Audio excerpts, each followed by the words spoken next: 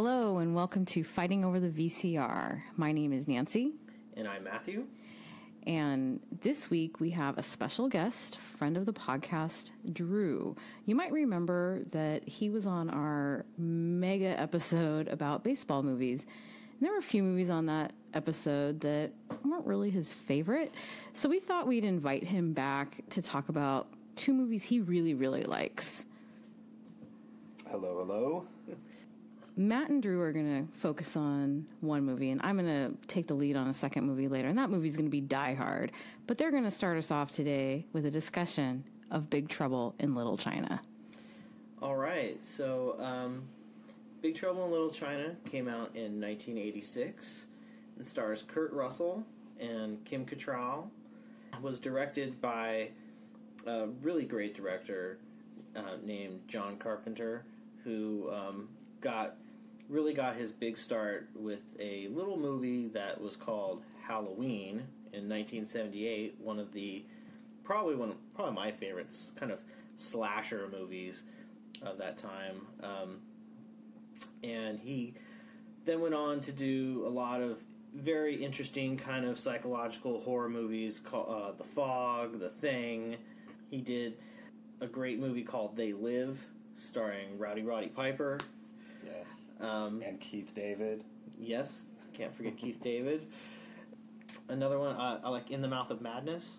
Never seen it. That's a pretty good one, starring Sam Neill. He plays a book writer and then goes crazy. Pretty interesting. And so his kind of genre is always been kind of suspenseful. There is always kind of some gore in some of his movies. The Thing, especially. I mean, Definitely The Thing. I have a hard time watching that movie, just because of the gore in that movie. And then he kind of, in 1986, he put out this movie, Big Trouble in Little China, which I think is one of his funniest movies. It's got some definite comedic elements. Oh, definitely, yeah. It's, I would say, his first foray into comedy. Yes. Yeah. Before he did, his take on Invisible Man with Chevy Chase? Just because it has Chevy Chase doesn't mean it's a comedy. That is true. There's many times that man is not funny. True. But the movie takes place in San Francisco, specifically Chinatown in San Francisco. That is the Little China in the title. When the movie opens, you see a man named Egg Shen who is meeting with a lawyer to talk about the events that happen in this movie. And the lawyer is like, I guess that you expect me to believe in things like black magic and sorcery and everything. He's like, oh, of course. And he's like, well, how can I believe in it? And then he pulls up his hands and lightning shoots in between them with like this crazed look on his face. And he's like, Jack Burton's a hero. You really need to think of Jack Burton as a hero. And then we meet Jack, and... Hold on. Have you read about why that scene's in the movie? That scene's in the movie because when they were done filming the movie, they realized that Jack Burton, the whole time, who's supposed to be the star of the movie... is a big buffoon? He plays off like he's, like, the sidekick. Yeah, the studio execs didn't think anyone would realize that he's the hero. Right. So they forced them to film this scene, which is a great scene, though. I love this scene. Yeah. The lawyer is... from X-Files, From right? X-Files. Yeah. He plays Deep Throat in X-Files. First season. I thought I recognized him. And he's a great character actor. He's been in a lot of different things. He's played I think he played like 5 different characters on Star Trek: The Next Generation. It's crazy. And of course, I give him all this praise, and I don't know his name. Then we meet Jack and his friend Wang, who they're playing. They're gambling, and they go to pick up Wang's future wife at an airport, who then gets kidnapped, and then our adventure begins, where we have again sorcery, Chinese black magic, martial arts, up the wazoo. It's this very cheap, horrific monsters that pop out from time to time. Yeah, I think I can't decide. Do I like the sewer monster or the monster that floats around covered in eyes?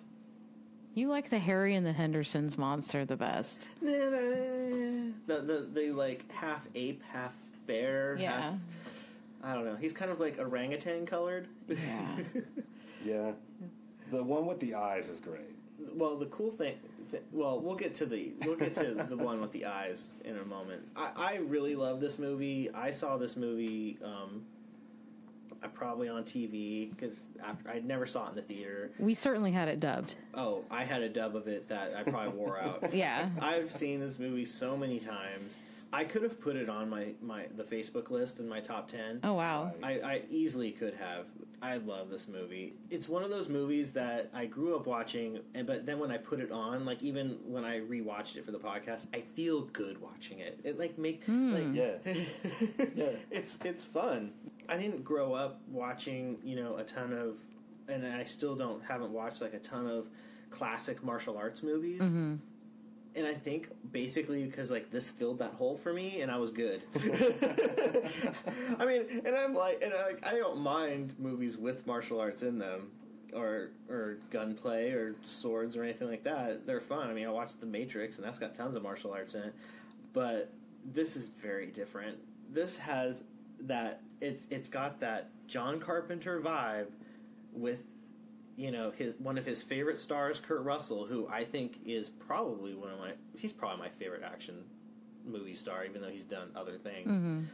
I would say in the 80s, Kurt Russell, John Carpenter pairing is the closest anyone got to the De Niro Scorsese pairing. Oh, that's an excellent Like their observation. Their batting average was just. Well, and I think one of the things that's really interesting, that I agree, but one of the things that is interesting is they have all those movies that John Carpenter did have kind of a cult following. Yeah. And it's not a mainstream following. Yeah. But they're like the B movie Scorsese De Niro. The only awards they're winning is Fangoria awards. Totally worth it, especially for these. Mm-hmm. The kind of pseudo love interest and female protagonist in this movie is played by Kim Cattrall. Amazing. Best known for probably Sex and the City, but this was the first movie I saw her in. So when I saw Sex and the City, I was like, why is Gracie Law in this? And why is she playing a totally different person? Yeah. And then I think the only other thing I ever saw her in was Mannequin. Yeah. The best part about her dynamic with Jack is that every time they talk, Carpenter has them like speak as if they're in like a 50s romance movie. Kind Or of. something. Like they have a real quick back and forth that nobody else has with each other in the entire movie. Yeah. Well, like when they first meet, that's like such a hilarious scene. Like he had just been playing gambling with Wang and they're at the airport and drinking all night, and he's like, "Can I ask you a serious question?" "Absolutely not." "Well, why not?" "Well, if you're standing from where I am." Yeah, he goes, "Well, then would you ever consider going?" And she goes, "Not with anyone in your condition." "Well, let's talk about my condition.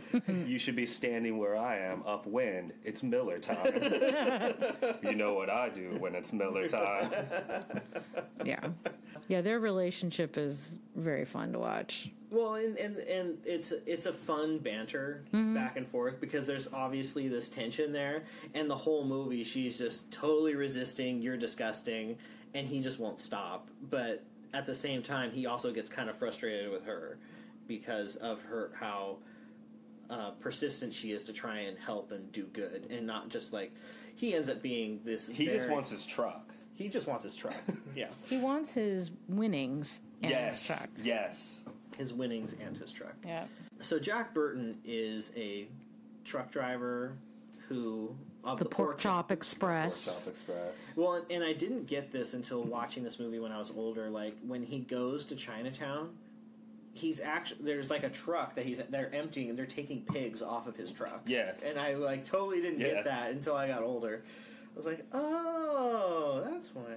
From the very beginning of the movie, you see him on like his CB radio, like telling stories and giving personal advice. When a wild-eyed, 8-foot-tall maniac slams your favorite head against the barroom wall and asks you if you've paid your dues, just tell him what old Jack Burton says. Have I paid my dues?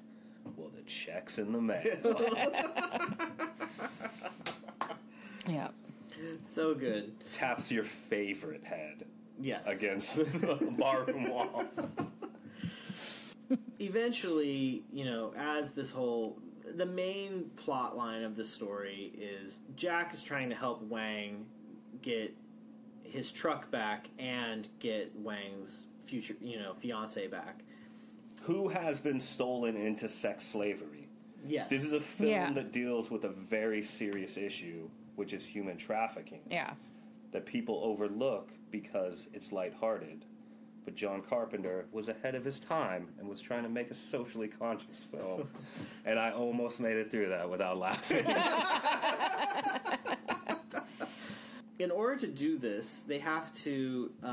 They first decide to try and track her down by following the Lords of Death, street punks of Chinatown. Yes. Which leads them into the middle of a battle between the Wing Kong, who are like wear red sashes, and the Chang Sing, who wear the gold sashes. And the Wing Kong work for evil David Lo Pan, played by the great character actor James Hong, who From Blade Runner and Seinfeld. Wayne's World 2, All right. Tango and Cash, All right. Another Kurt Russell film. another great Kurt Russell film. The one thing about Lo Pan is he's not of this world in Yeah. a way. He's kind of a ghost with magical powers, and he needs a girl with green eyes in order to bring him back to of flesh. So he is no longer a kind of a spirit. He is whole. He's got to like break a curse or something, Yeah, right? Yes. He has to sacrifice. to his emperor Qing Dai. In order to do that, he needs a girl with green eyes. And hey, what color eyes does Wang's girlfriend have? Green. I know. This is getting really complicated. Yeah. So let's just make sure that we all know where we're headed on here. Does anyone else have green eyes? Kim Cattrall. Well, we find out later Kim Cattrall also has green eyes. We find out later, like, we haven't seen her on the screen and don't notice that she also has green eyes. It's not really obvious until you really get close up. That's true. While you're talking about all these groups with powers, can we talk about, like, the three special guys that, like, float in and they're The wearing... three storms. Yeah, thunder, lightning, and Well, What's the guy who puffs up? thunder. Thunder is there's thunder, lightning, and I always thought it was wind, but if you look in the credits, it's rain. I thought I thought wind was cooler. So personally. real quick though, like, didn't those guys, weren't they demons of some kind? And had they sacrificed something to Lo Pan, and that's why they had special powers? No, I think they're just followers of him. Yeah. But they're special than the other guys. Yeah, they do have some powers. Like lightning can shoot lightning. Yeah.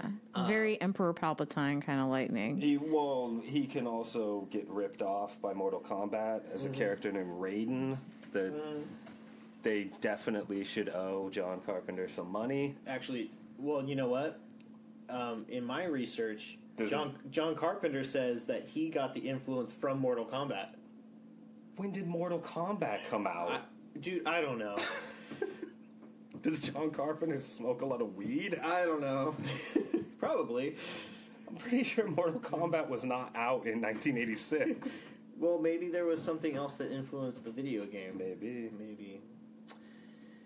But Well, 'cause you those- were right. There is definitely a connection. Oh, there. yeah. The hat. So anyway, Because those three guys seem to have extra special powers. yeah, thunder can cause like thunder, kind of by blowing up and then rattling the earth. I guess, who knows? Okay.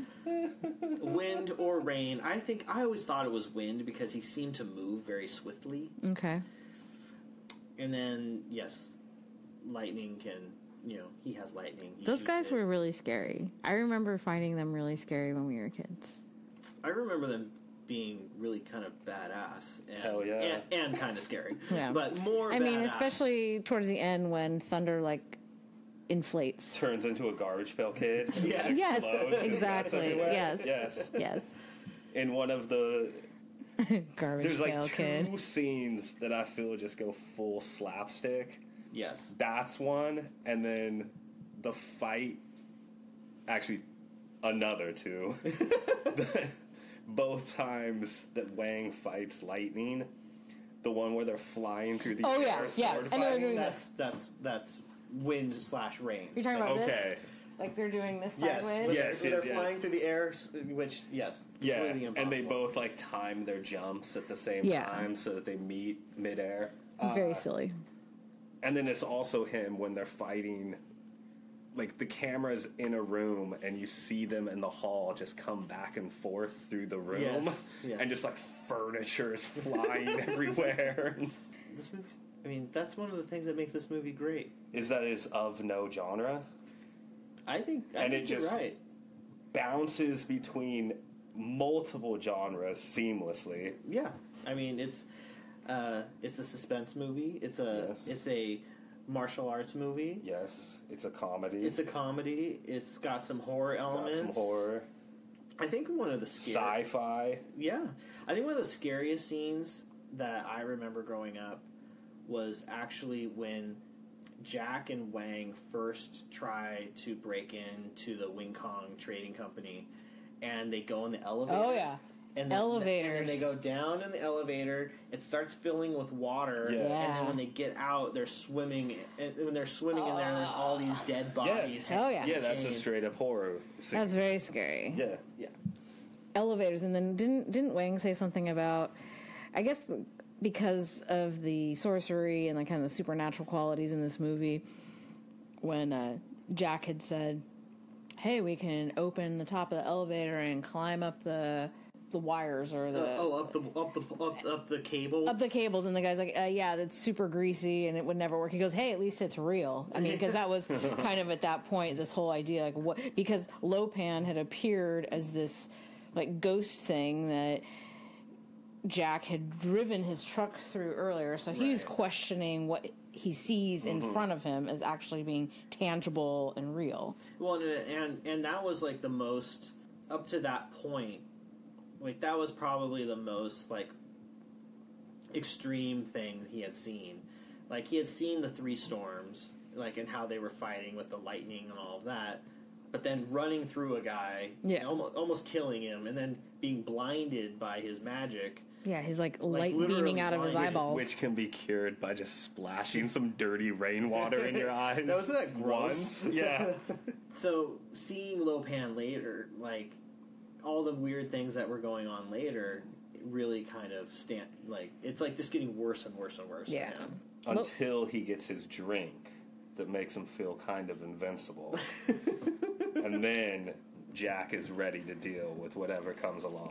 Yeah. Let me just quickly say, when Lopan is in his very, very old man makeup, he really reminds me of Gollum. Oh yeah. He's basically like Gollum stringy from hair. Lord of the Rings. The only difference is Gollum is much more limber. Yeah, Gollum's skin wasn't quite as translucent as They both wanted their Lopan. precious. True. They sure did. True. There you go. You have Lord of the Rings influencing something that There you go. right there. And he needed to marry them, thus there's a ring involved. There you go. See, now we've crossed into fantasy. Yeah. There you go. Carpenter owes money to J.R.R. Tolkien, apparently. I liked Wang's friend in the plaid. Eddie. in the plaid suits. Mm-hmm. He was good. He was the maitre d' at the Dragon of the Black Lagoon restaurant. Or no, Dragon of the Black Pool. That was it. Dragon of the Yeah. Black Pool restaurant that Wang owns Yeah. and runs. Can we also talk about the buffoon qualities of Jack, though? Like, just the way that he approached some of these. Like, he was very confident, but didn't have a lot of reason to be. I think He very rarely pulls anything off. I mean, he has. And before he does anything, he, like, with gusto, will be like, here we go. we're going to go through this door and blah, blah, blah, blah, blah, blah, blah, blah, blah. And then he opens the door and there's a full gang there and he closes it back Maybe up. not. We may be trapped. Yeah, exactly. We may be trapped. I mean, even in that big banquet hall area, right when the weddings were about to start, he's about to charge into the room and he shoots his gun and he shoots it in the sheetrock above him and Knocks himself out. out, so he's not even available to fight. Or then when he does start waking up and can fight, he is being approached by someone with a sword. He sticks his. I love this Yeah. scene This because scene's great. it's so great. He has a knife, a dagger in his boot. He pushes the dagger out so it's below his foot and stabs the guy and kills him. But then the weight of the guy is so heavy he can't get up. Yep. So he's not involved in the whole rest of the fight. Yeah. Well, before that, when they first escaped the Wing Kong Trading Company, after the scene that you had just described with the doorway, everyone else runs and hides, and it's him and Wang, and he takes his knife out and accidentally throws it across the room. He goes and chases his knife down, and in the meantime, when Wang beats the crap out of all the guys, and when he finally comes back, ha-ha, I'm ready, they're all laying on the ground. I mean... Awesome. The other great part of that scene before Wang shows up is how him and Gracie kiss in the elevator. And so when he comes out to talk to Lo Pan, be like, I'm here to fight you guys, blah, blah, blah. He's just got lipstick. Oh, yeah. Oh, that was at the awesome. end. Yes. Okay, that was at the end. It was excellent. During the big fight scene in the main room with the skull, stairwell and stuff. With the elevator, the skull elevator. With the very oddly placed neon lighting. Yes, yes. The part that I love in that scene... It was a very strange, mall that they were at. Just kidding. Can you imagine that as a escalator mall? What if they actually filmed it at a mall? All the bad stores are upstairs, so you go through some skull's mouth to get Pretty to them. much. That's where Forever 21 is or whatever. Yeah. Hot topic. There's a scene where Egg Shen and Lo Pan use avatars to fight each other. Yeah. And Lo Pan is moving his thumbs like he's holding a controller for a video game. Well, he has these very extreme long nails on his pinkies, and he has them crossed, and he's shooting this light out of his cross. Yeah. And he's moving his thumbs as if he's playing Rock'em Sock'em Robots or something. Yeah. One of the other areas where it verges way towards comedy, which is great and one of the reasons why I love this movie. And it's a cool effect too. The other thing about this movie is all the special effects. Not all of them are practical. Not at all.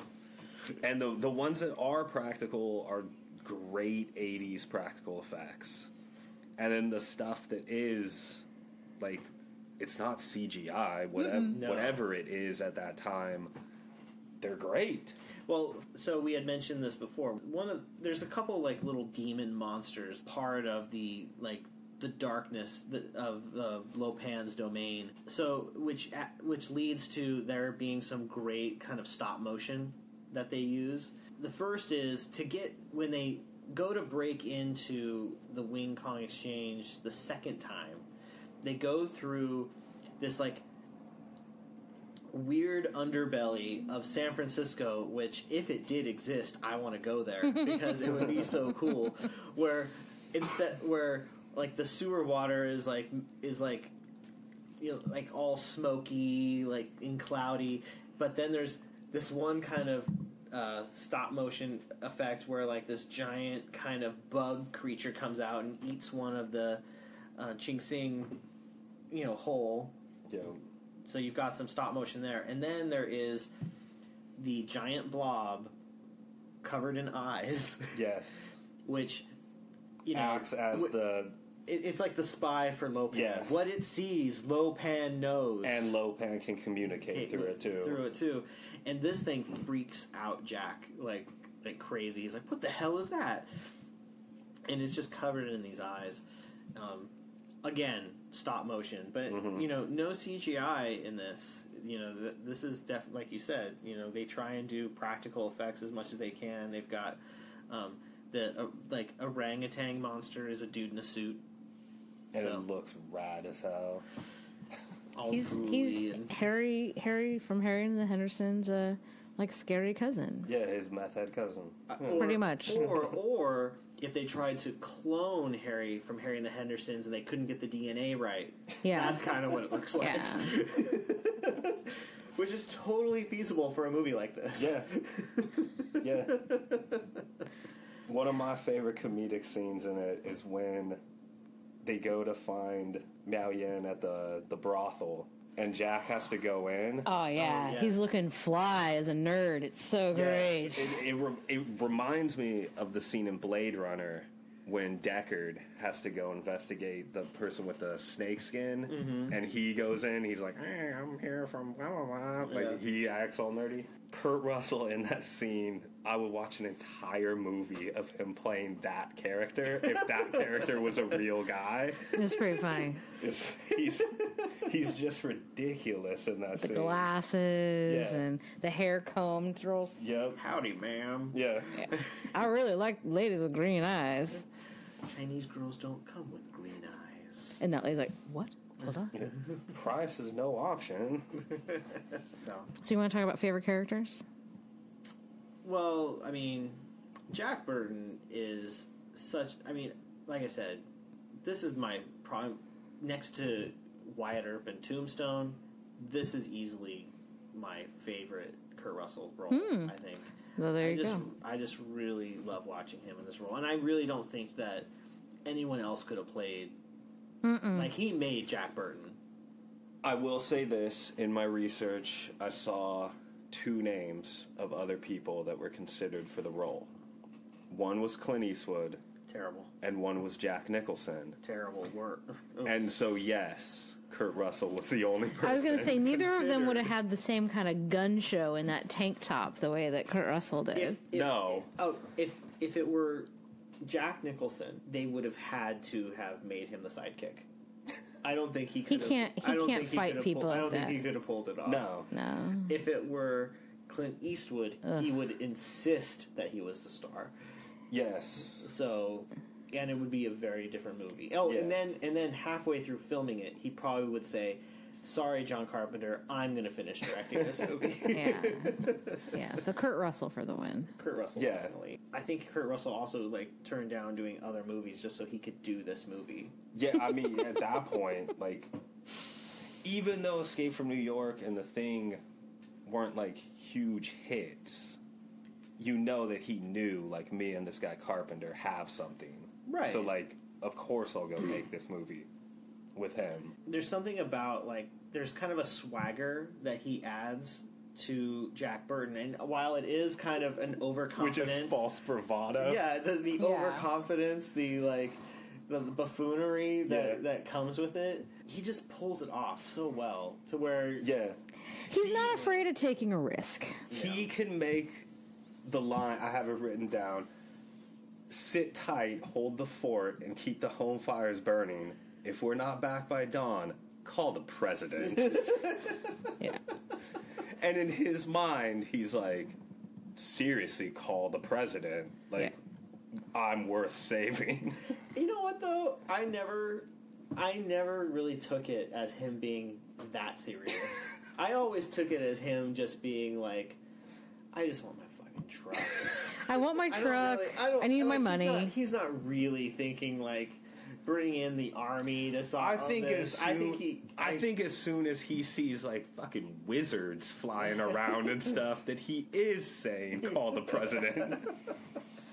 There's some crazy stuff going on down here in Chinatown. Don't you? Yeah, but don't you think granted, it might be false, but he also feels like he has the capacity to lock it down. Yeah, and so if he can't do it, it's a real emergency. If Jack Burton can't accomplish something, you're gonna have to bring in the National Guard. I guess. Is he your favorite character also? Oh yeah. He's ridiculous, and he's so charismatic, and just any scene he's in will bring a smile to my face. Yeah. Yeah, he's the best. It's my favorite Kurt Russell role, too. Oh, just like hands down your favorite of all time? Yeah. Wow. Because Snake Plissken's cool, but he's not fun. His character in The Thing is just basically being psychologically tortured for a whole movie. That's not fun. It's a great movie, but... I haven't seen it yet. What about him as Wyatt Earp in Tombstone? I've only seen Tombstone once. That's a tragedy right there. That's a great movie. I like him in Backdraft. Oh, yeah. Love him in Backdraft. The fact that really he good can Backdraft. pull off being an elder sibling that loves Billy Baldwin. That's acting right there. Aw, poor Billy Baldwin. Alec Baldwin's a great actor, and he can't even pull that off in real life. Are you sure you're not talking about Stephen Baldwin? Oh, he hates him too, yeah. I think Kim Cattrall, just because this is, like what we first remember her from this movie, and I always remember thinking she was real tough, and I like her a lot in this movie. But I mean, of course, I give Kurt Russell a lot of credit. He's what I remember the most from this movie. I hadn't seen this movie in easily 30 years, so watching this movie again, it was an experience. I actually do like her character. Her character, she plays a lawyer, but she never seems like she's a lawyer. Mm-hmm. But she definitely has a toughness to her, and she kind of doesn't get freaked out that bad. Yeah, she doesn't scare easily. She has no problem punching someone in the face or anything like that, or rescuing people from sex trafficking while also trying to get a reporter to do an expose on it. That's right. To try to end it, because again, a socially conscious film. Mm-hmm. You almost made it. But it is weird that there's this underpinning that is incredibly serious. Yeah. In this bizarre, whacked out film. Yep. Well, I mean, is anyone going to acknowledge that apparently this was supposed to be a sequel to Buckaroo Banzai? There is a rumor that is the case. John Carpenter was going to make a sequel to that movie. Yeah. And it just turned into this. Mm-hmm. Is Buckaroo Banzai, is it set in the Old West? Because apparently the original script for this, it was going to be a Western. No, it's not. But I've never seen Buckaroo Banzai either. I tried watching Buckaroo Banzai, and I turned it off just at the right time, which was 10 minutes in. Yeah. One other goofy thing about this movie I gotta mention is I know we talk a lot about cheesy 80s saxophone, but this has the cheesy 80s synthesizer. All done by John Carpenter, who also did the music in Halloween. Wow. The score fucking rules. It is. John Carpenter is the best. John Carpenter, he is at his best. Tim Burton and Danny Elfman as one man. He's making a great movie and a great score. Oh, gosh. That is... The guitars sound kick-ass in it.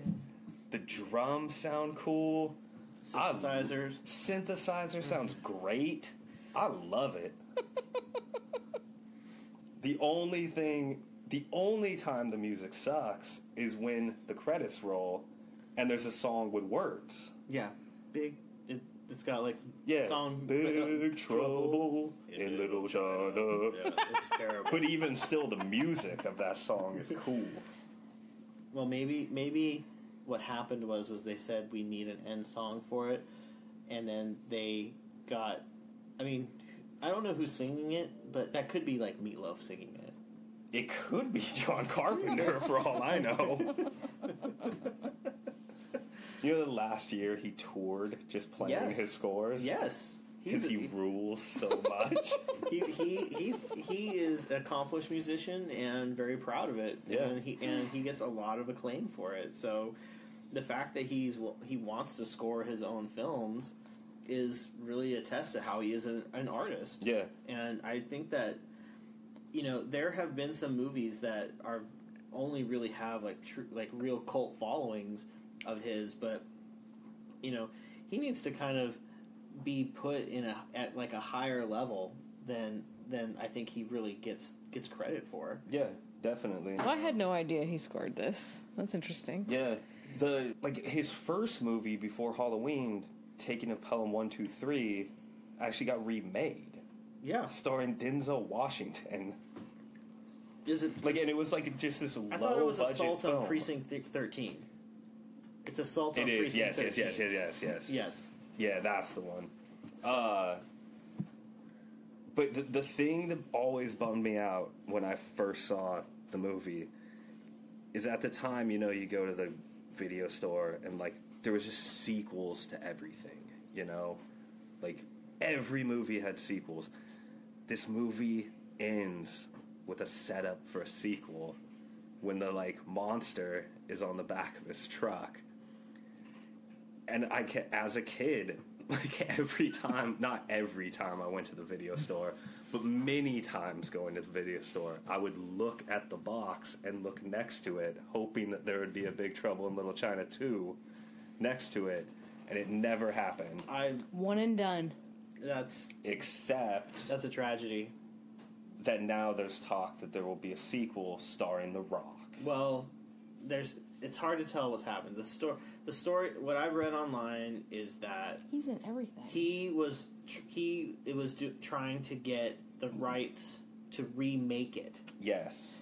but John Carpenter said, "I'm sorry, I will not give you permission to do that." So they are not going. I guess that's been stalled. They're not going to they're probably not going to remake it, but it's very possible that they might redo it in a similar way that Jumanji was done, where Jumanji was a movie with Robin Williams, Yes. and then instead of remaking it, they kind of made a sequel to it Yes. with The Rock and Kevin Hart.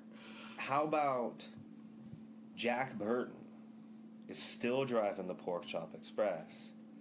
The Rock is a monster. He's the Harry and the Hendersons monster? Sure. And Jack has to defeat him. He's got to find Wang, get the old gang back together. Well, What is Kurt Russell's kid's name? Maybe Wyatt? he should play it. Maybe Wyatt Russell should play that role now. Well, Kurt Russell was in a Fast and the Furious movie, or multiple of them, so he knows Dwayne Johnson or The Rock. That's true. So maybe they could work something out, and if they could just get John Carpenter on board. I mean, I think if you got John Carpenter on board, even if The Rock had to be the lead in it, and he has to go and maybe there is Chinese black magic brewing somewhere else, and he has to find Jack Burton to help him, and the two of them team up, and then Jack Burton can still be the buffoon Yes. that he was, Yes. but now be the sidekick. Yes. Yes. There we go. Yes. So I would definitely go see that. I would see that. The bummer with this movie is that it bombed so badly. And John Carpenter felt that the studio didn't help promote it and stuff. They made him add the beginning to the film, blah, Right. blah, blah, blah, blah. That he never worked for a major studio ever again. Really? Never. He went independent from then on out. Oh. And so all of his movies after never had a good budget, blah, blah, blah. Yeah. Here's my question to you, Matt. They Live with Kurt Russell in the lead. Oh, instead of Rowdy Roddy. Yes. Would that make it better for you or worse? Wow. I mean, no offense to Rowdy Roddy Piper, but they almost make Rowdy Roddy Piper look like Kurt Russell. Yes. And how he dresses and everything like that. And in a lot of ways, you almost think that role was probably supposed to be Kurt Russell in the first place. Would it be better? Because They Live is a classic. It's great. It's a classic. Never seen it. I think actually you would really like it because it really touches it, and again, it's not sex trafficking, but it does touch on some very poignant political kind of It does. Cool. kind of topics.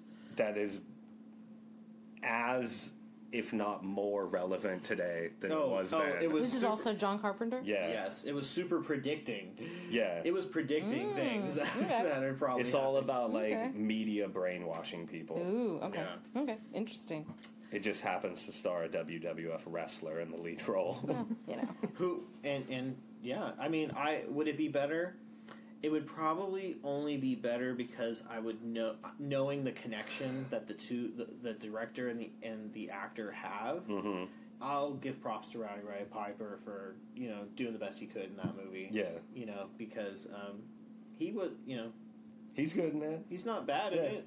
He's not bad in it. What's your favorite scene in Big Trouble in Little China? It's the brothel scene when he shows up Really? as a doofus. It's funny. Yeah. That's a pretty good scene. I just love that scene. He almost reminds me of before he revs up in the character, Chris Farley's motivational speaker character. Yeah. The suit, Yes. Yeah. Similar. the look. hair, Yeah. the glasses. Just like, I'm well, Matt Foley. let me tell you about something.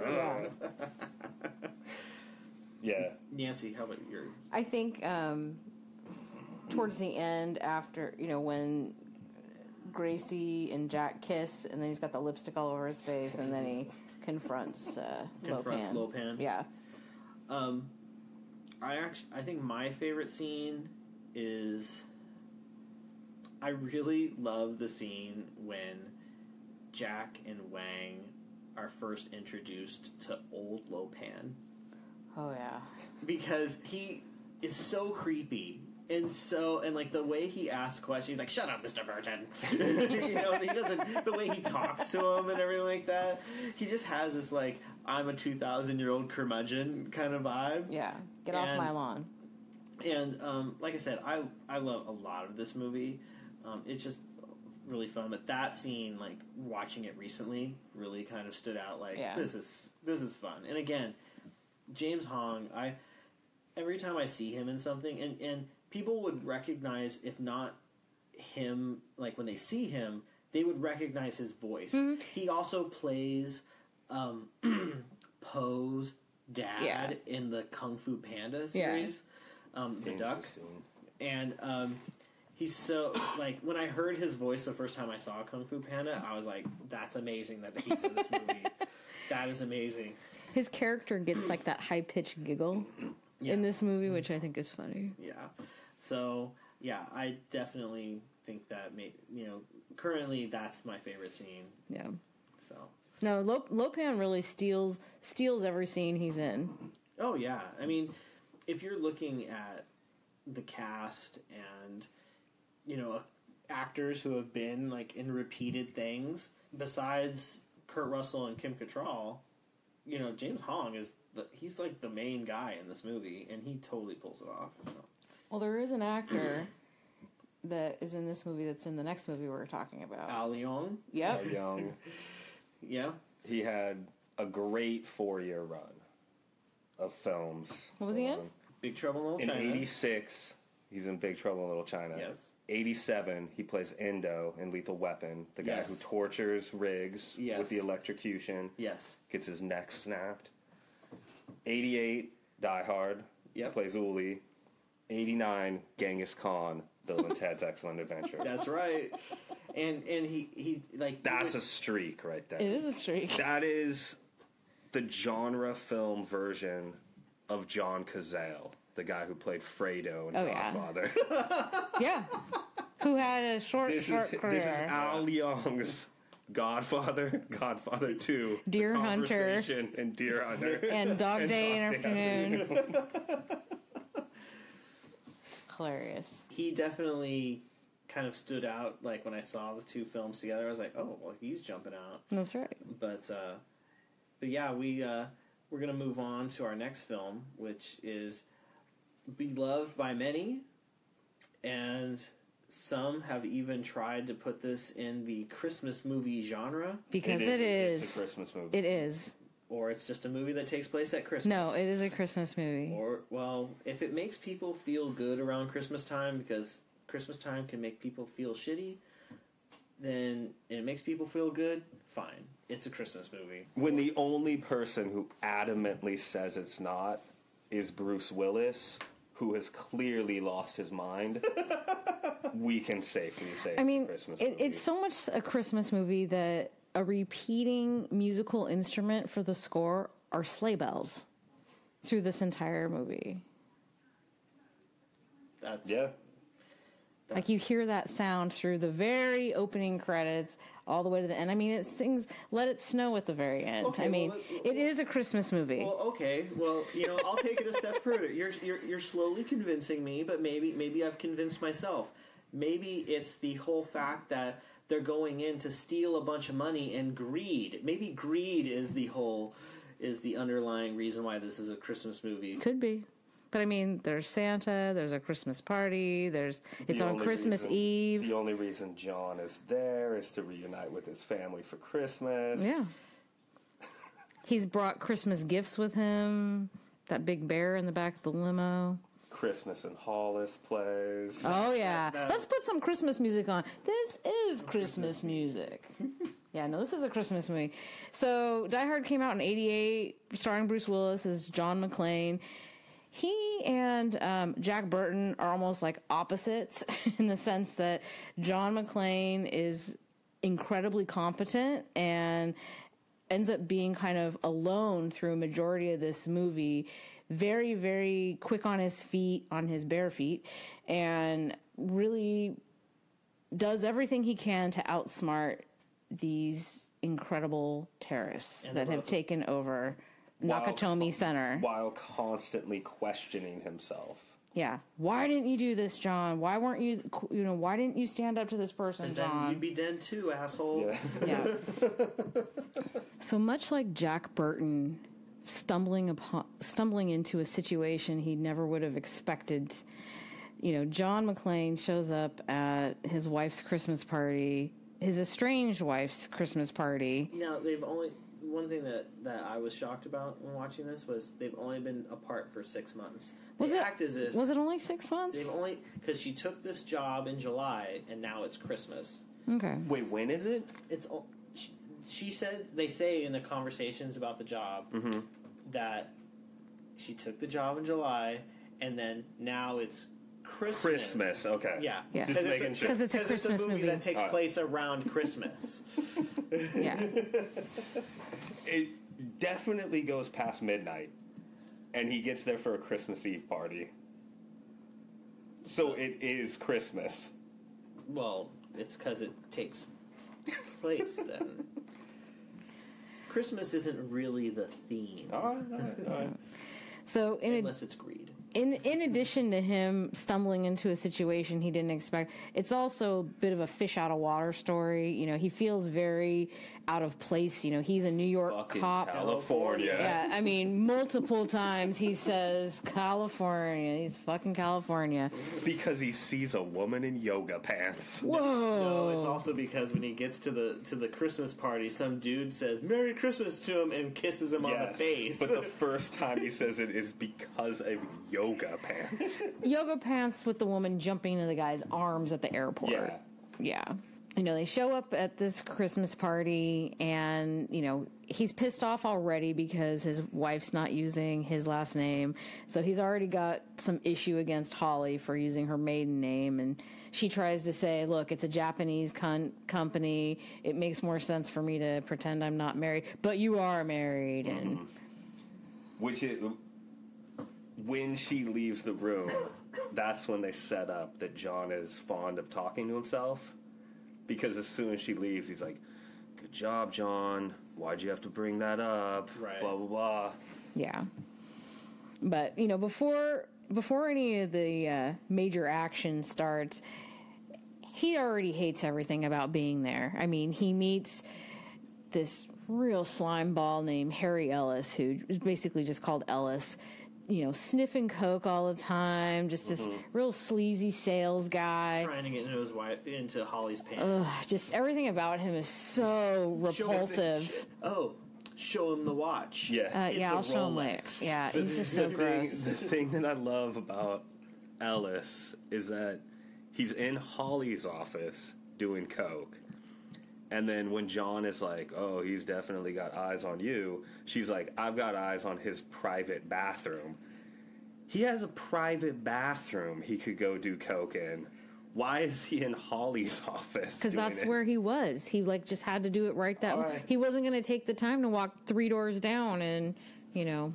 All right. Yeah, it was in the moment. Well, from scenes of watching the party as it was going on, it seems like other things might have been going on in his office, like people getting nailed on people's desks. Yeah, it was a very very feisty holiday party for sure. This is why I think a lot of companies are like, maybe we won't have booze at our Christmas party.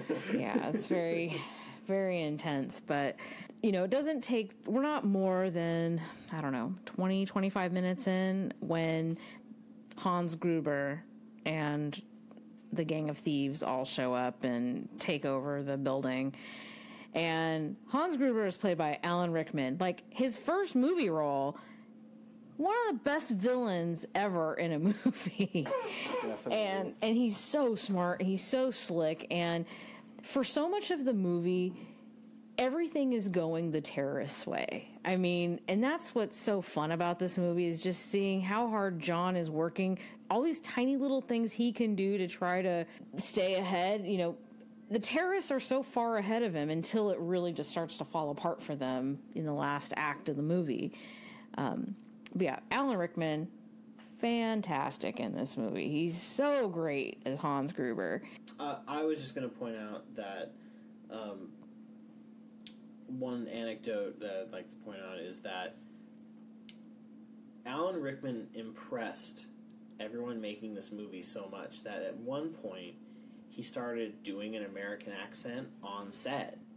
And they wrote in a scene where Hans Gruber finally meets John McClane, and they have him play like he was one of the hostages with an American and he uses his American accent. Spoiler alert, my favorite scene. That's your favorite scene? I think so. I mean, I think because they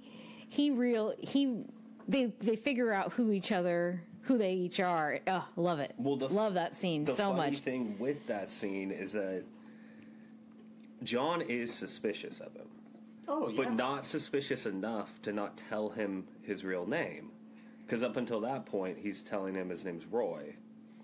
No, I think at that point he had already...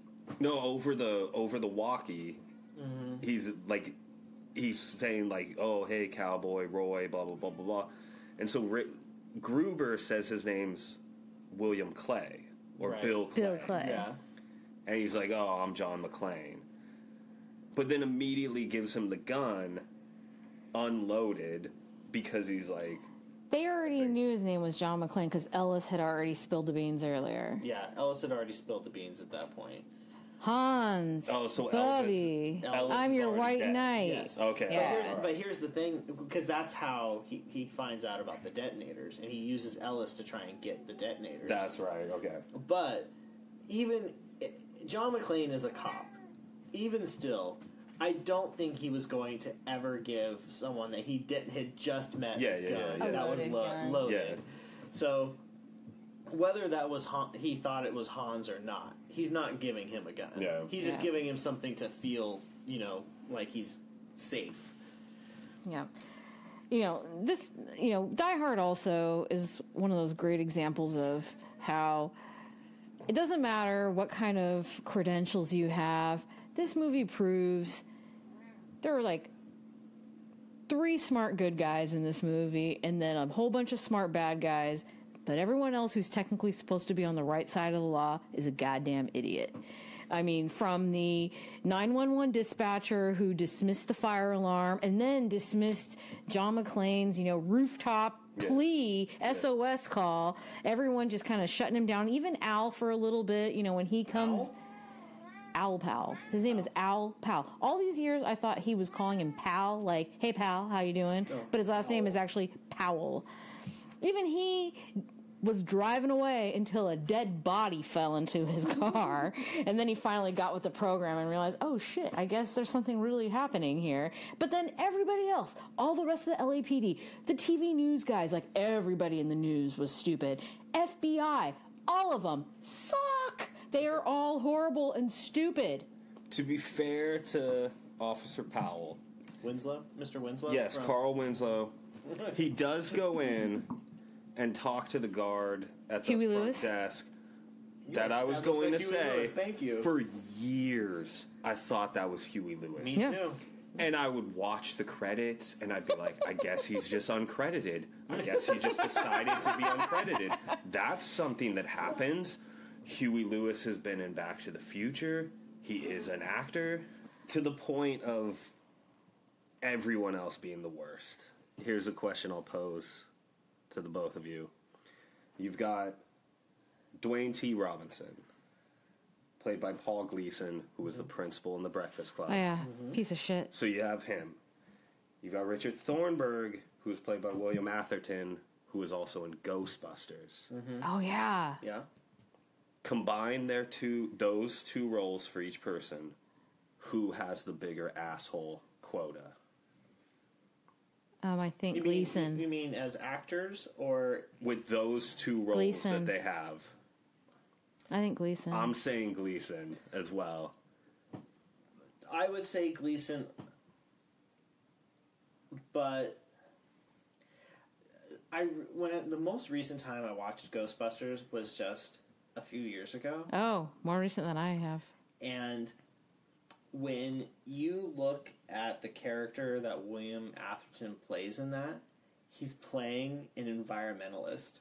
So that's And not the an whole- asshole role. And the entire reason he wants to shut the Ghostbusters down is because of what it might be doing to the environment. Oh, the carbon footprint of Because capturing ghosts. They might have they might have a nuclear kind of containment system that is not that it doesn't have the proper paperwork or some shit. Secret hero. I totally thought watching it now. I'm like, holy shit! I think I'm on that guy's side. Yeah. So what you're saying is that, much like John Carpenter, Ivan Reitman was making a socially conscious film with under the guise of a supernatural comedy. Yes. All right, cool. Yes. Fucking 80s trailblazers, man. It's pretty crazy. We thought these were all just fun-loving filmmakers, but they were trying to change the world. So to answer your question, I'll say Paul Gleason. Although there was at one point in Die Hard when Paul Gleason's character, the chief, is like, the FBI guys come by, Johnson and Johnson, and he's like, maybe I should call the mayor on this. I mean, at some point he thought maybe I should. He was such a try dick the and do whole something. time. But he was like, He was a. Oh, I hope that's not one of the hostages. Maybe my favorite line in the whole movie. yes. And you had said there's three people that actually are smart in this. You've got Powell, John McClane, And Holly. and That's it. Everyone else is just like, "Ugh." Well, I mean, we'll give credit to Takagi. Yeah, I don't think Takagi. he knew that they really were going to kill him. I mean, I think he was just caught up in a bad. I mean, if they had just told him, "We want all your bearer bonds," then he would have maybe said. They did. They said that they were basically like, we're here to get in the vault to steal all the money. They were very Okay. open to him, but which is one of I think one of the things that makes this movie interesting is the whole way that the group the Exceptional Thieves. headed by Hans Gruber is what their plot is. I mean, they have this very drawn out plot that, with the exception of at the beginning, they're trying to break into the vault, and they've got explosives. You don't really know the whole kind of idea until the end. And he gives up the whole idea of you steal $60, people don't really care, but or $600, but you steal $600 million, they're gonna find you. Yeah. And how he had to really antagonize first the police and then get the FBI involved in order to create this cover up, which was actually really smart. on their part. And even having the power shut down. Yeah. I mean, and the joy that Johnson and Johnson had, thinking that, oh, the power's out, now they need to sweat it out, and they don't know what they're doing, and of course they're like, duh, the power's out. Ode to Joy starts playing. They finally get into the vault. The final lock opens up. The thing that's weird to me about that, though, is how none of his guys know that he's doing that. No, I think they're pretty on top of it. No, because they're like, when he starts naming off the prisoners to get released, Carl's like, who are they? Yeah, I read about him in Time magazine because he knows they're all fake. Which is, you bring up an interesting point though, is in the third Die Hard movie, they're thinking that that twist does happen, where all the people who are working for Jeremy Irons' character Simon all think that they're Hans's brother. Yeah, he's cousin, Hans's brother. Brother. They all think that they are doing some sort of like political thing, and it turns out it's gold. It's only Yeah, really okay. to steal shit. So in the third movie that happens, but in this one it's all pretty clear. Like, we're here to steal money. All right. Yeah. And it was the only way for them to get the helicopters. They had to get the helicopters. Yeah. That was, the bargaining chip he wanted to get the helicopters. But they weren't even going to ride on the helicopters. No. It was just to blow them up. Yeah. I really appreciated, how smart they made Holly. She clearly was a smart woman because she'd gotten this huge promotion. She was moved across country to take on this job. But she's a leader. I mean, she clearly she definitely tries to make sure that all of her people are taken care of, as scared as they are. I mean, she gets the pregnant lady a couch. Yeah.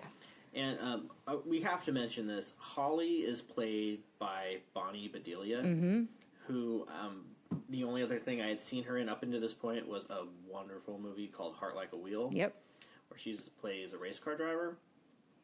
But I've always liked her as an actress, and I think that this is probably like one of those iconic roles where she actually gets to stand up and be like a strong female in this movie, as opposed to just being,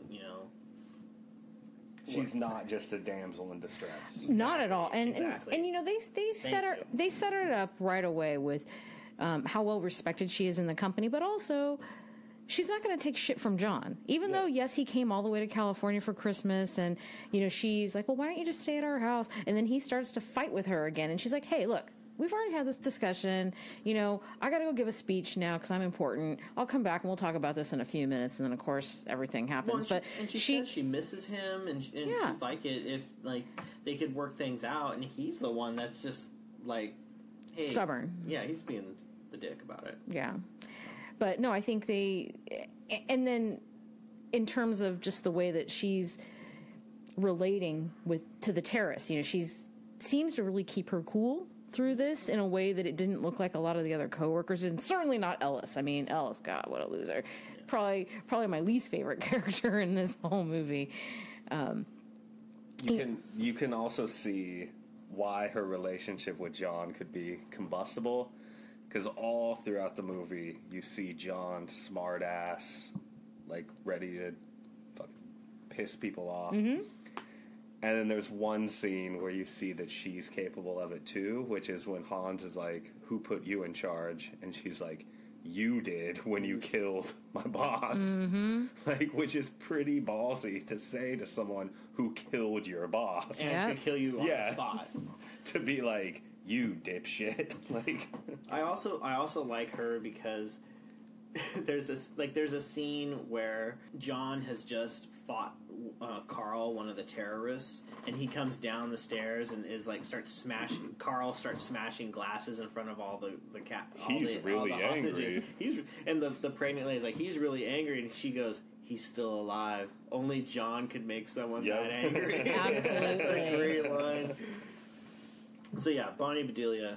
She's excellent. Excellent in this. I think my favorite character in this movie is probably Hans Gruber, and it's really hard to not like Alan Rickman's portrayal. He's amazing. Because he definitely, like, just from this role, you know, the character he creates kind of a scary character, but almost kind of like an admirable character, because he's smart and he has like a charm to him the way he plays it, but he's also just ruthless. He's just like, I don't give a shit. Hey, I'm going to count to 3, and there won't be a 4, and I'm going to kill you when I get to 3. And he just does it. He doesn't back down or anything. Yeah. So He's not typical 80s foreign villain. no. Correct. He also doesn't do like the Bond villain thing where he describes his whole plot. Yeah. You know, I mean, he's a smart villain. He's very measured too, you know, in terms of he just doesn't fly off the handle, and you know, he's very calculated, and I mean, you can really respect him. I mean, he's kind of an evil genius, and if this was the kind of movie where you're really rooting for the bad guy, I mean, you know, hands down, he's the easiest person to root for. I mean, it's just this really tight race between who do I like more, John McClane or Hans Gruber. I mean, it's really a toss-up because they're both just so great in this movie. When I was like looking up stuff about it, I saw that because this is based on a book. I'll get to that later. Yeah. The screenwriter said that the only way that adapting it like made sense to him was he was actually writing it as if it was Hans's movie. Mm-hmm. And like you can see that. It is. Yeah. I mean, if you were to clock it, they might almost have, like, John McClane and Hans Gruber in a lot of ways might have very close to the same amount of screen time. Quite possibly. There's a lot of scenes where it's just Hans talking to his henchmen, Hans talking to Holly, Hans talking to Takagi. I mean, he has a lot of dialogue in this movie. Yep. The other to connect the two movies, though, I'd like to say this, like, and this is pretty common amongst 80s action movies anyway, is John McClane and Jack Burton have a lot of, like, comedic one-liners. And probably Jack Burton's, like most quotable thing that people would always say is, like, you know what Jack Burton always says? What the hell? That kind of thing. And you've got the famous line from Die Hard, the Yippee-ki-yay, motherfucker. That whole thing. But throughout this movie, John McClane is got great just great lines. Like, one of my favorite scenes is the one that's in a lot of the commercials for it, whenever it's going to be on TV and stuff, is when he's in the air duct. He lights his lighter. Come out to the coast, we'll get together, have a few laughs, that kind of thing. I mean, just little lines like that kind of get you into kind of. Well, they took a real risk having Bruce Willis, a television actor who I think was mostly in Moonlighting at this point. He was still filming Moonlighting when he did the only reason he was able to make the movie is because Sybil Shepherd got pregnant. Oh, really? And so Moonlighting went on, like, filming hiatus. So he got to give birth to Die Hard. Yes. Nice. Which is wildly more successful than Sybil Shepherd's kid. I don't know who that is, so whatever. That's why. Apologies to Sybil Shepherd's child. No, I thought he had great comedic timing. His relationship with Al, even though, like, Al kind of gets on my nerves. But I mean, why? I don't know. Why like, do you not like Al? I don't know. Like, I can't call him Al. His name is Powell. They call him Powell the whole time. Yeah, I like him. I mean, especially compared to every other inept law enforcement person in this movie. I don't know. I don't know. He's even like at the top. Like, there's this great scene between him and his chief when he's like, "Oh, they're shooting at us," and he's like, "They're trying to shoot the lights," and then all of a sudden the chief's like, "They're shooting out the lights." Yeah, dickhead John Gleason, right? Yeah. I mean, I don't know. I think you're not giving Powell enough credit. I mean, he's fine. He gets enough credit to appear in the sequel Die Hard 2, Die Harder. Oh, I didn't know that. Yes, John at one point uses this weird machine where he tries to get a fax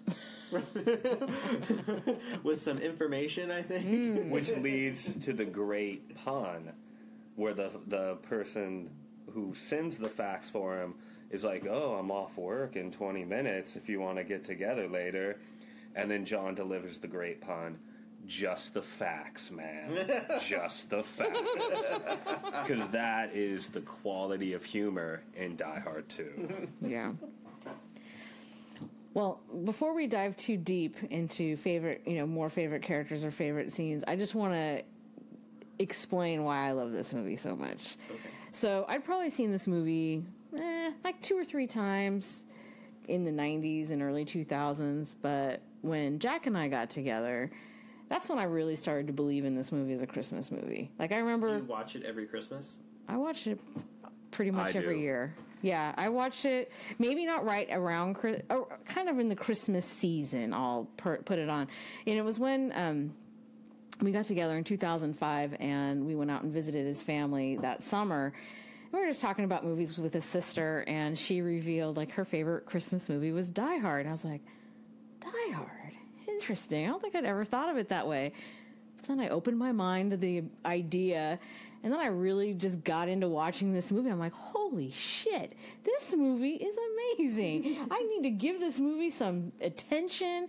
And yeah, I watch it almost every year. So I've probably seen it another, I don't know, at least 9 or 10 times in the last 14 years.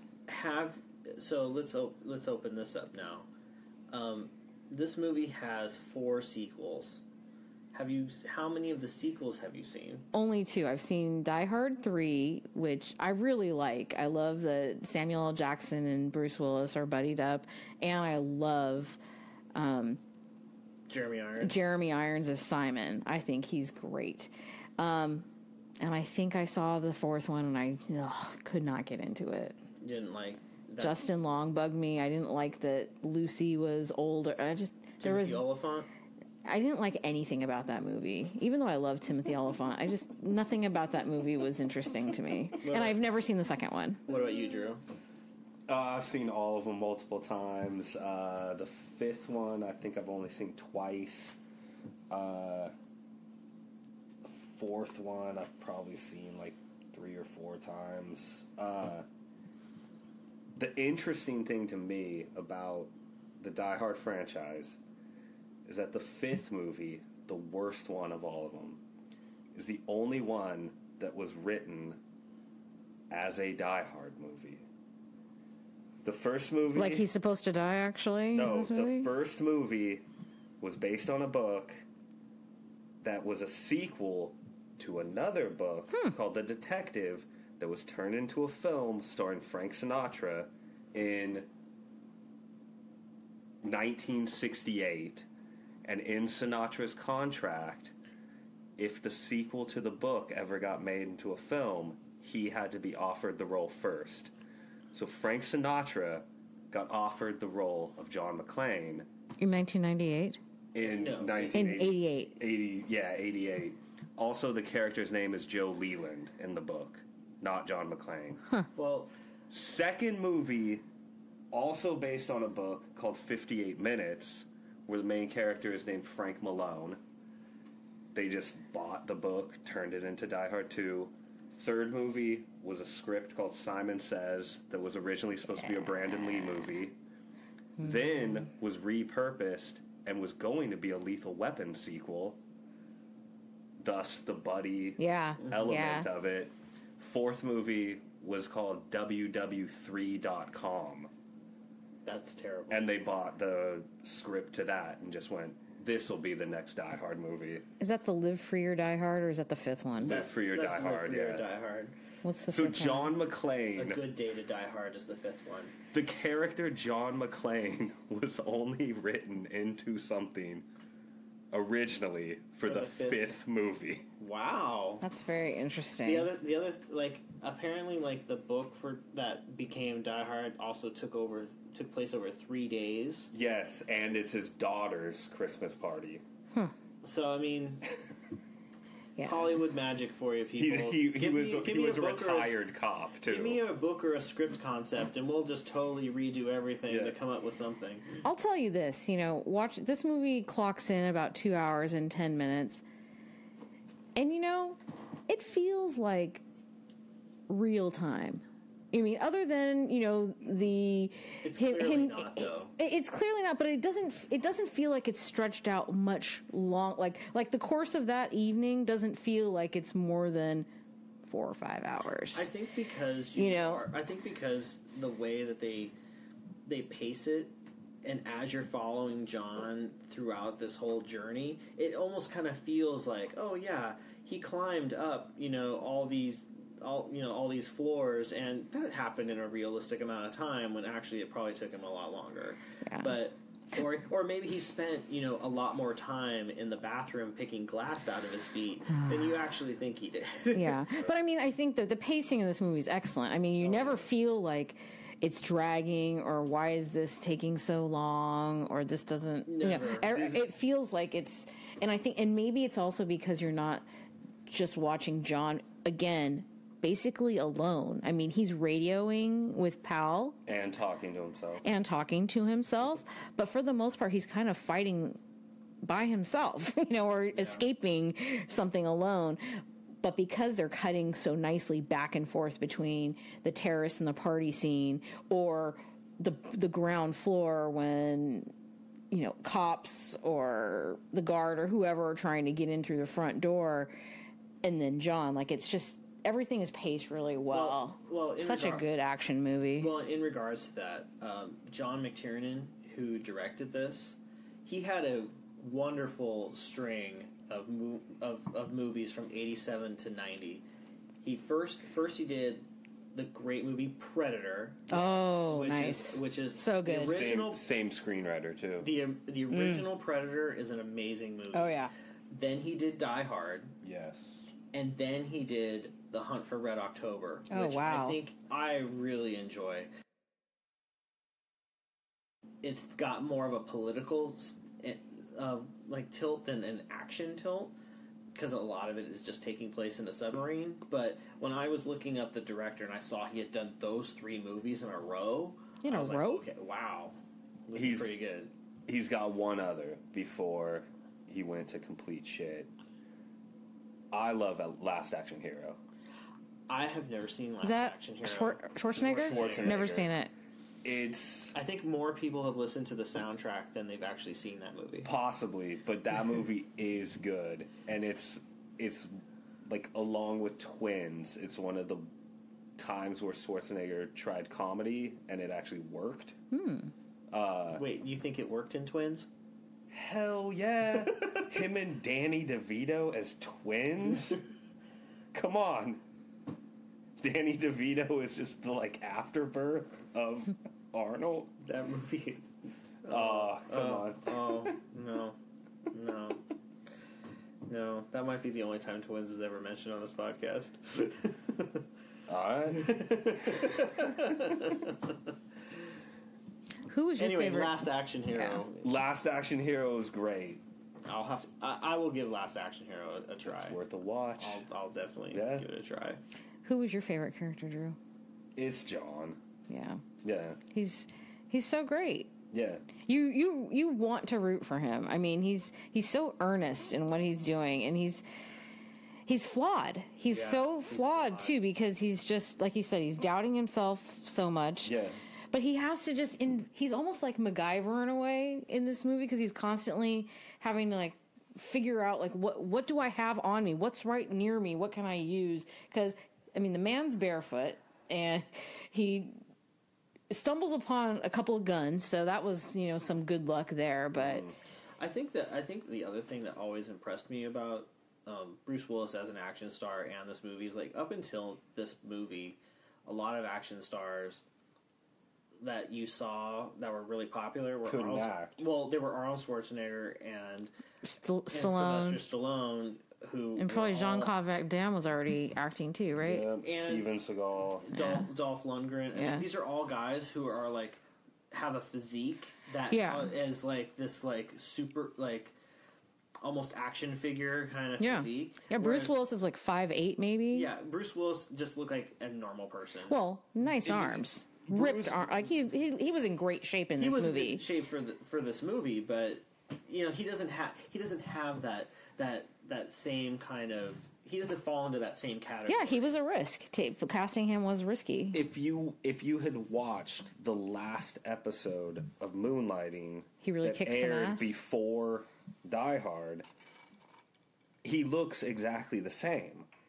And in Moonlighting, it's not like, here's this ass kicker. No, Like, that was 100% not his character on Moonlighting. Had he already done a dry run wearing the tank tops? He probably walked around Moonlighting with his shirt off at some point, trying to impress Sybil Shepherd. I don't know. I read somewhere that like for Die Hard they had like 50 different tank tops and like in all these different degrees of dirtiness. Yeah. dirtiness, because like it starts off nice and pristine and white, and by the end of this movie, well, at some point he loses it, but No, at some point he wraps his bloody foot in Yeah. it. that's right. What he needed was a nice poncho towards the beginning of the movie, like Jack Burton had, so his tank top wouldn't get as dirty. True. He also needed a pair of shoes. Okay, now this is something I want to ask. So he takes the pair of shoes off the He-Man looking guy that he kills right away with the Carl's brother. Carl's brother with the very funny looking glasses, but tries his shoes on, but then he ends up killing a few other terrorists later and doesn't bother checking out to see if their shoes will fit him.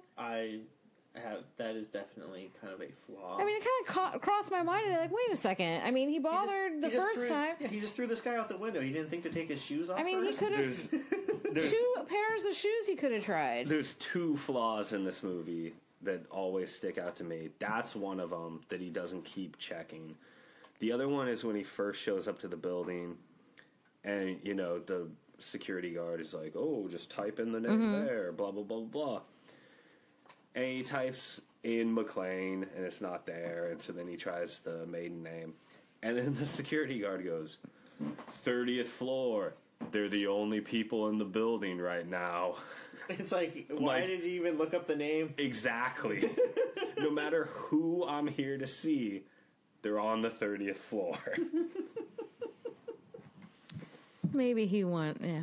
It's because the thing I love about this movie is they do so many great, minute things to set up things later. Like Takagi saying, "Oh yeah, if we ever get this building finished, we're still doing construction." Like that's the first thing he says. Yeah. He says, "Oh, your place is nice." But like, John gets in the limo, he lights a cigarette. Thus, later on, when he pulls out the Zippo in the air ducts, you know why he has it. He's a smoker. Like, there's just a bunch of things, or on the plane, "Oh, I'm stressed out. Have you ever tried this?" Thus, Yeah. he's barefoot later. Like, Or the watch. the watch. There's all these things. That one is the one where I'm like, couldn't you have found a better way to say that she's using her maid? Like, even just when he got upstairs and saw the placard on the door, Yeah. he could have known that she's using the maiden name. Except yeah. her it has to be a big deal because she's able to stay disguised as Miss Gennaro while before the terrorists saying understand that He could see it on she's her the- door and be like, "What's up with your name on the door? Why doesn't it say McLean?" yeah. Well, 2 things. One, it brings up 2 questions. One, first, maybe he had to like give the name of somebody so he could get upstairs. Like he Yeah, could they're not gonna just Prove he knew Yeah. somebody. So he's looking for McLean and she's not there. So then he has to look. He looks up the other name, and so the security guard knows he's not some psychopath. Although when he types in McLean, 9 names come up, and he could have been like, "Yeah, She's not Jimmy on. McNulty." Jimmy McNulty. The He's other- in Baltimore. He's not at Nakatomi Plaza. The other thing that I was going to say is maybe Drunk off his all ass. those very detailed things that came up with were in the book, but they didn't put that in the book. In the movie. They left it. Maybe. They left it out of the movie. You mean? Yeah. Well, no. Maybe like the whole thing, like with the watch, the lighter, all these things that they set up were in the book, and they were taking those things from the book. And it wasn't the screenplay or anything. Like they were smart and came up with that. Maybe they were coming up with all that from the book. But when they decided to put it in this giant tower, and the guy gives the line, "Oh, they're the only people here." None of that was in the book, so they weren't smart enough to figure that out. Definitely in a book in 1979, there wouldn't be a computer. You were typing exactly anything in. Interesting. Exactly. So maybe the whole Die Hard series is a farce. It's just a creative way to take other people's work to create some other thing. Maybe. Interesting. I don't know. I was actually, and then you just brought up another thing. That whole scene where he's on the plane, and the guy he's talking to on the plane is like trying to give him tips on how to deal with flight anxiety and stuff. And he's like, "I travel all the time," and he tells him how to take your shoes off and put your feet flat on the carpet and make fists with your toes. Yeah. Have you guys ever done that? Of course. No. It feels great. Yeah, I've done it while watching Die Hard. I've done it when I haven't watched Die Hard. And I'm like, no, you have to be sitting down. You have to be sitting down? Yeah. Okay. Should I like Facebook Live this right now? No. I've never done it. Like try and relax, but then just put your feet flat on your foot, and then just try and like let the carpet feel go through. It feels your toes. good in my shoes right now. Yeah, it feels pretty good. Yeah, I mean that would relax you, right? Yeah. I think they nailed it on that. Again, it is a great tip. Great travel tip. I hate flying, yet somehow I've never done it after flying. And also, by the way, I hate flying because of Die Hard 2. Maybe I need to cure what Die Hard 2 did for me with flying by doing what Die Hard 1 suggests. There you go. See? I never answered my own question. Die Hard, the original Die Hard is my favorite, then 3. Kind of I go back and forth between 2 and 4, and 5 way below that. Yeah. 5 I only watched once. I only needed to watch it once. I was disappointed. 2 is the Evil Dead 2 of the Die Hard series. They basically just remade the first movie. Yeah, it's at an airport. It's wintertime. It's Christmas again. Do you watch that at Christmas? You don't watch Die Hard 2 at Christmas? No, because Die Hard 2, I only have time for 2 movies, so I watch. So you don't watch any other Christmas movies? I watch Die Hard and Lethal Weapon, which is also a Christmas movie, because it ends with Martin Riggs being invited in for Christmas dinner at the Murtaugh house. Does it start with Thanksgiving? No, it starts just a few days before Christmas, because Riggs is at the Christmas tree lot. That's it. Okay. Same composer in both movies, and in Lethal Weapon, he also uses sleigh bells a lot. Yes, sleigh bells. Maybe it's not even the composer. Maybe it's just the sound guy. He's just ringing bells. Bom, bom. I can't remember what I was going to say. That it's just basically the same movie, Die Hard 2. The funny thing about the whole Die Hard series is that it spawned all these movies that were like Die Hard on a bus, Die Hard on a boat, like, you know. Speed.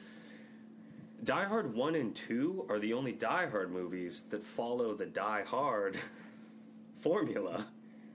He's never trapped anywhere in 3, 4, or 5.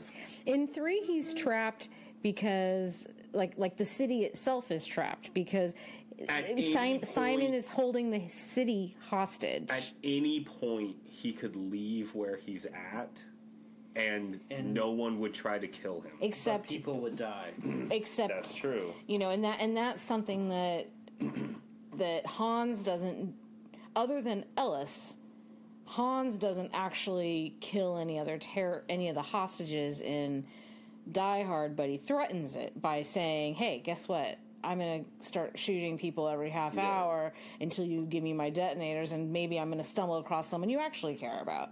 You know, the whole movie of Die Hard 3 is a hostage situation, and John and Samuel L. Jackson's character are being told, if you don't solve all these riddles correctly and do everything correctly, I may blow up some schools, and you know the whole city of New York is held hostage. So while he's not he's not actually trapped in like a building or on a plane or something, he's trapped in that game that Simon set up for him. John McTiernan did have one other great movie, Die Hard with a Vengeance. Oh, he did do the third one. He came back for that one. Okay. Yeah, you always get it always gets bigger and bigger and bigger with these. So like, Die Hard, it's in a building. Die Hard 2, it's in an airport. So you've got like planes in the air and everything like that. Then it's a city. Then it's like the whole East Coast of the United States, and then it's in Russia, trying to give this whole idea like the world is now, under. Really? That's what the fifth one's about? Dude, Yeah, so they go to bad. Chernobyl in it. Yeah, it's trash. Yeah, no thanks. yeah. So what were your favorite scenes? Well, I like the scene where I actually really like the scene with Takagi and Hans Gruber and like the In the room where you've got John kind of just outside the room, like watching it all happen, and then they end up confronting Takagi, and he's just like, I don't have it, sorry, I don't know what you're gonna do, and they're like, okay, and that's it for Takagi. I mean, that scene is pretty intense, and you really get an idea of just like how ruthless Hans is, how much John wants to help but feels helpless and is trying to do the best he can. Yeah. Because, like he says, like he'd be dead too if he acted. So he's trying to do what he can to save, if not just Holly, everybody. And you also get like kind of the humor aspect of it, where like the computer programmer hacker guy who's trying to break into the vault and Carl, the mercenary guy, have a bet, like, is he going to do it or not? And then they trade money because, one of them wins the bet. So you get, like, it's an interesting scene that gives you a whole idea of, like, where all these people are coming from. So I enjoy that scene. There's a couple. I love when Robinson gets on the radio and he's like, hey, I'm in charge here, blah, blah, blah, blah. And John's like, well, from up here, it doesn't look like you're in charge of jack shit. And then he's like, he says something else and calls John an asshole. And he's like, put the other guy on the phone. No, he's like, I'm an asshole. I'm not the one who just got butt fucked on national TV. And he's like, you either start being part of the solution, or he's like, you either stop being part of the problem or start being part of the solution, you fucking asshole, or something like that. And I love that scene. And then he's like, put the other guy back on. Isn't that where he says to Pal, I'm feeling pretty fucking unappreciated here? Yeah. And then the other scene that just has always made me laugh because it's so just weird is when he quote unquote kills Carl, which of course he comes back at the end, but he like wraps the chain around his neck. He's like, first I'm gonna kill you, then I'm gonna fucking cook you, and then I'm gonna fucking eat you. And I was always like, why in this moment is John suddenly threatening cannibalism on someone? Hey, you know what? He had a really rough night. He was pushed to this threat of cannibalism. He was so, I mean, because this is what, like 15 minutes before the end of the movie or something? I mean, he had gone through some serious shit. Yeah. Had the roof been blown up yet? No, because they were trying to get the hostages off the roof. Yeah. Yeah. So those two scenes are your favorite scenes? Right now, yeah. Well, you clearly like this movie to keep it have be a holiday tradition for you. Yes. I mean, I love the scene when I love when he gets picked up by Argyle. Argyle doesn't know what to do because it's his first time driving a limo, and John's like, it's my first time riding in one. smash cut to John is sitting in the front seat. Yes. Argyle slyly offers to pick up some mama bears for his stuffed animal bear unless it's married. Like, there's this... Right from the start, there's just this, like... There's a comedic edge to this movie that action films didn't have. Action films thought They tried to had have. that. Like, Stallone always thought he was funny in his action films, but he never was. But, yeah, there's tons of scenes that are great. Well, do you have any other thoughts on that you have noted that you would like to bring up? The only other thing I would like to bring up is I have a list of actors who passed on the role of John McClane. Oh, please. Really? This would be interesting. Arnold Schwarzenegger to re-team with his Predator director from the year before. Huh. Richard Gere Oh, was offered it. Clint Eastwood. Clint Eastwood gets offered a lot of movies that he doesn't. Well, and here's the thing. Because the novel took place 13 years after the movie that had previously been made, the character is a retired cop in the novel. So that's where you get Eastwood. That's where you get Burt Reynolds being offered What? the role. What? Sylvester Stallone passed on it. Harrison Ford passed on it. Don Johnson passed on it because there's no pastels. Nick Nolte passed on it. Mel Gibson, which would have been weird if Yeah. Mel Gibson was Riggs and Yeah. John McClane. And funny you brought up MacGyver earlier because Richard Dean Anderson got Wow. offered it All these guys got offered it before Bruce Willis? before Bruce Willis, or it might have been during the time when Bruce Willis couldn't do it and then he was available. Yeah, The Back to the Future situation. yeah, but yeah, all of those people. Also, I would like to bring up the dream movie that I wish had happened, which is at the end of Die Hard 3, John McClane calls Holly. Yes. What if John McClane moved back to LA, reunited with his wife, started working for the LAPD? Right around that time, Murtaugh, he's finally too old for this shit, and he retires. Riggs needs a new partner. Oh my god. Riggs, McClane. That comes after Die Hard 3, Lethal Weapon 3. Instead of Die Hard 4, And and Lethal instead of Weapon Lethal Weapon 4, 4, we get a Riggs, fucking McClane. And by that point, Riggs, he settled down with Rene Russo's character. McClane is the unhinged. McClane's the Lethal Weapon. That would be interesting. Were they made by the same company? Like, do they have... Joel Silver produced both of them. That's why Michael Kamen is the composer for both of them. That would be...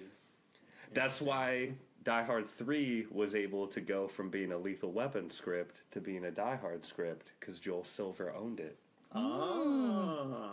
Well, Interesting. unfortunately, It never happened. it never happened. And it never will, because one of the actors I was just talking about is a fucking asshole and will never be able to star in a major motion picture ever again. No. But whatever. So, now that we're kind of coming to a conclusion, unless Nancy, you had anything else you'd No. like to add. No. Drew, you proposed us watching these movies for Yes. when you came on as a guest. And besides your obvious passion for both these movies, was there any other reason why you have picked these movies? Like when you watching them growing up or anything? Die Hard was the first action movie that I saw that, previous to that, even if I enjoyed an action movie I was watching, with the exception of Predator and like Terminator, by and large, I knew I was watching something stupid. Like, if I was watching a Van Damme movie, I was like, I know this is dumb, but I want to see him roundhouse kick someone. Right. Die Hard was the first action movie I saw where I was like, this isn't dumb.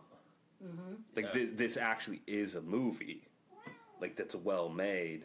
With Big Trouble in Little China, I feel like without seeing that movie at a young age, like, it's the first movie I ever saw that wasn't a normal movie. Where, like, it would bounce between genres.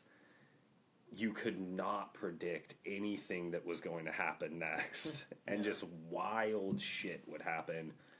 And not only do I feel like it prepared me for, like, the works of Terry Gilliam or David Lynch, where, like, I could then later watch movies by them and not be like, what the hell is going on right now? I feel like being able to love The State and Mr. Show, like, just comedy that just doesn't conform to the norm. Yeah, just standard, like, oh, here's the setup, here's the punchline. I feel like it helped me get into Monty Python. Oh, wow. Like, Big Trouble in Little China is just... It opened the doors for you. It opened the door to where, when I saw something weird, I wasn't like, well, this isn't how things are supposed to be made. Like, yeah. Had you ever seen Time Bandits? That was probably one of the weirdest movies we'd seen before. No, I hadn't seen... No. I didn't come to Terry Gilliam till later. But yeah, and also just, it was the first John Carpenter movie I ever saw. And so then delving into his catalog was just like, which was weird to then, like, watch other movies by him that are, like, very much, this is the genre it is. Yeah, no, to like, be like Halloween, does not, it is clearly a horror suspense movie. Whereas all the way through. There's not a lot of comedy in that movie at all. I also feel like Big Trouble in Little China, like, a film like From Dusk Till Dawn wouldn't exist without Big Trouble in Little China. Probably, because, well, and I think one of the things that's interesting about Big Trouble in Little China is that part of the reason why it jumps back and forth from genre is because Carpenter making it was not afraid to take from multiple genres. Yeah. He had, so many martial arts movies to look at. Fantasy was, they had been doing fantasy movies to some degree, but, not like they do now with 1,000,000 degrees of CGI and everything. And it just kind of, maybe he just kind of wanted to make something that, he could really just kind of go balls out on. Yeah. Because in a lot of ways he does. You Yeah. know, it's not just, I have to make a horror movie, I have to make a monster movie, I'm just going to go out and just make whatever the hell I want. And that's part of the reason probably why he just wasn't going to be, he just was like, I'm going to be independent for now, so I can just do whatever the hell I want. Well, he kind of made a Grindhouse movie. Yeah. Is what he basically made. Yeah. I mean, it could be, one of those, the same movies that, Robert Rodriguez was influenced by. Mm-hmm. Yeah, so. Right on. Well, Drew, I want to thank you very much for coming on. Thank you for being our guest. And like we had said, Nancy and I really love these movies too, so I was really glad that we got to revisit them, and have you on to talk about them. And this was a lot of fun. Very much so. Merry Christmas, everyone. Christmas in August. So what holiday would you watch Big Trouble in Little China at? None. Chinese New Year. Come on. That would make sense. I have a question for either one of you. Is there a link to the Cusacks with either one of these movies? Let me see. Hold on, let's think. Is this a trick question? Like, do you have one in mind? No. Are we talking like 6 degrees of separation kind of thing, or? No, just what would be your in to try to get the opinion of John or Joan? Well, Grosse Point Blank has is kind of a similar movie to Die Hard. You could ask them. So Hans and Simon are brothers. You said they're brothers. Yes. If, heaven forbid, John or Joan was thrown out of a high-rise window by a police officer, what would the other one do to exact revenge on said police officer? I like it. That's an excellent in. What do you think? I was just going to say we could ask them whether they thought Die Hard was a Christmas movie. We could do that too.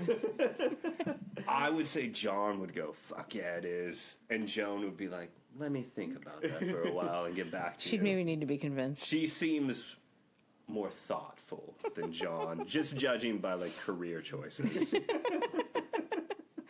Again, I'm the guest. I won't be here if you're on the episode, John or Joan. You won't ever have to meet me. Well, I think with that, we're going to wrap it up tonight.